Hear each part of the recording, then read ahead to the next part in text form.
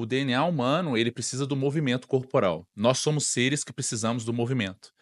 Então, essa coisa de exercício físico é saúde, exercício físico é remédio, exercício físico é parte fundamental da vida do ser humano. Porque o movimento, ele permite que esse indivíduo consiga ter as fases de desenvolvimento ótimas, nas quais biologicamente são impulsionadas. Então é por isso que o indivíduo começa a engatinhar, depois ele começa a ficar em pé, justamente a gente tem isometria, o componente de contração isométrica para estar até mesmo potencializando a matriz óssea, consolidação do esqueleto e progressivamente o preenchimento das físis para que esse indivíduo axialmente ele cresça. Então, ou seja, o movimento e a contração muscular ela faz parte do desenvolvimento humano. Só que tem um detalhe, paralelamente, para você conseguir ter matriz e, consequentemente, revestir os tecidos, você precisa do nutriente. Esse nutriente, nos primórdios, ele era escasso. Então, se o nutriente era escasso, o teu DNA, ele foi o quê? Ele foi, estimulado a poupar energia, porque com o nutriente escasso, porque você não saía para caçar um miojo, né, não tinha como você caçar um miojo desse jeito, né.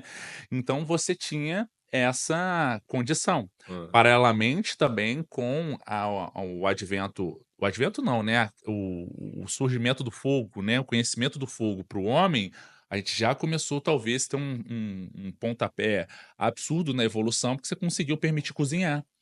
E ao cozinhar, você começou a ter uma capacidade maior, até mesmo de aproveitamento nutricional, por exemplo, da carne e também de outros agentes, né? E até mesmo redução da contaminação, o que pôde melhorar a tua imunidade e manter esse indivíduo se desenvolvendo. Então, ou seja, a gente precisa da matriz para consolidar o estímulo mecânico natural da vida. Então, o DNA, ele começou o quê? Ser mais expresso para que esse indivíduo conseguisse também poupar energia. Só que poupar energia, remete também à sobrevivência. Então é por isso que a gente mantém hoje essa característica herdada nos primórdios e que nosso DNA ele poupa mais energia. Por isso que é muito mais fácil a gente estocar a gordura do que ganhar massa muscular.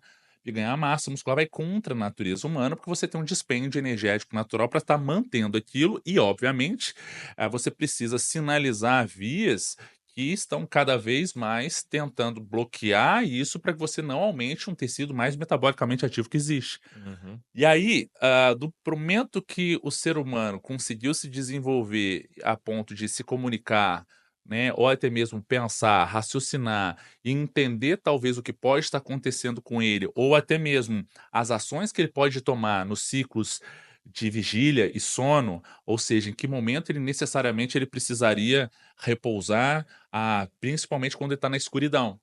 E a mentalidade e a emoção, ela começou a ser desencadeada justamente por uma condição natural. Então, naturalmente, esse indivíduo começou o quê? A ter medo também da escuridão, porque na escuridão ele ficava mais vulnerável a ser predado, ou até mesmo Uhum. acontecer um acidente e morrer, ou ele necessitaria de proteção.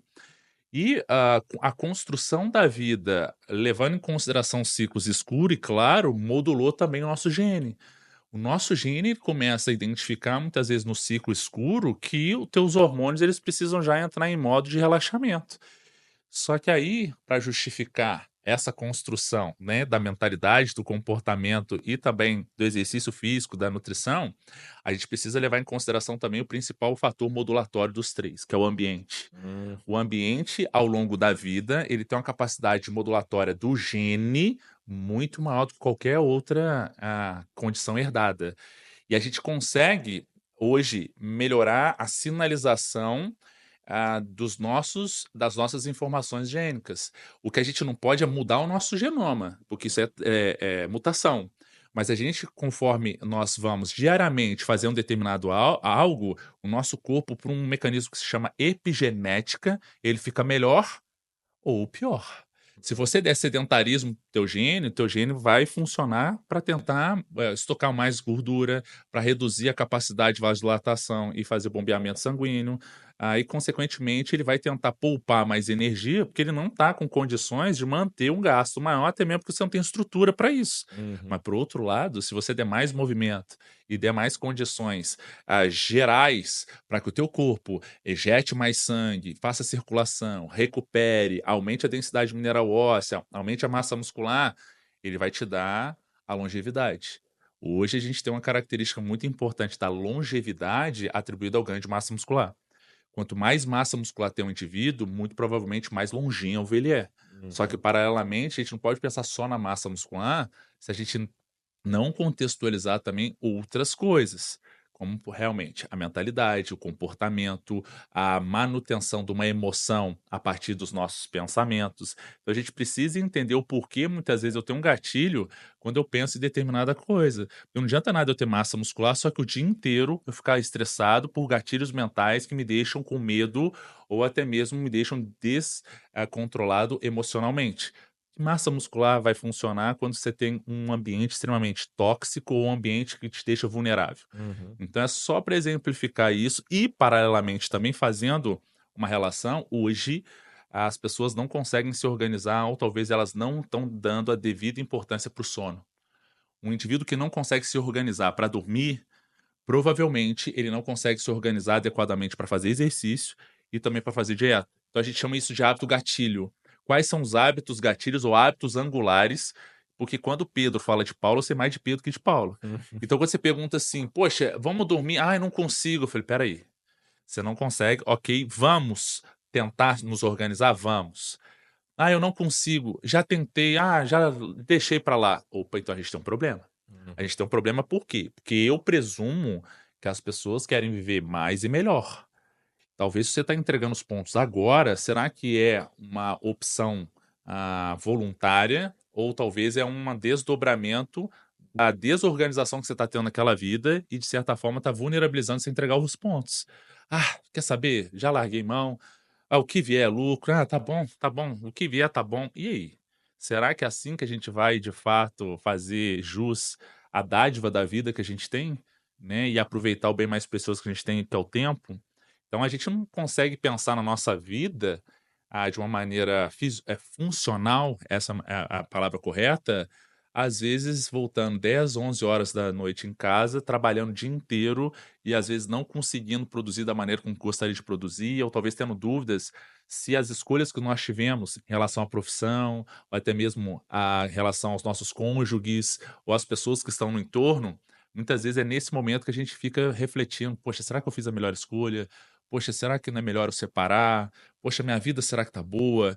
Como é que você vai pensar isso 11 horas, Hum. dormindo 5 horas, não se alimentando adequadamente, não tendo a Produzindo mal, se sentindo exatamente. mal com tudo que está acontecendo no seu Esse é dia. um ponto importante. Por que que acontece, Rogério? É muito importante que a gente faça a autoanálise e a reflexão. E não tem problema nenhum a gente pegar e falar assim: "Olha, eu acho que eu fiz algumas escolhas, talvez, que nesse momento da minha vida não fazem muito sentido, não fazem mais tanto sentido quanto na época". E aí a questão é, qual é a dificuldade ou talvez o porquê você tem medo de finalizar um ciclo e começar um novo? Porque a gente nunca vai conseguir fazer um novo final. Não tem como, mas a gente sempre vai conseguir recomeçar. É, eu não A gente sempre vai conseguir recomeçar. E aí entra do porquê a gente tem receio, medo, ou talvez o que impede muitas vezes a gente recomeçar, fazer novos ciclos, ou até mesmo identificar o que pode ser feito no novo ciclo e diferente do que você fez, ou talvez não repetir aquilo que você fez e talvez não gerou o resultado esperado. Ou Uhum. se não gerou o resultado esperado, o que foi o desencadeador desse resultado esperado? Será que fui eu, a minha preparação, a minha capacitação? Será que foi o ambiente? Ou talvez será outras coisas que a gente pode até mesmo pontuar que eu nem sei que influenciariam o processo.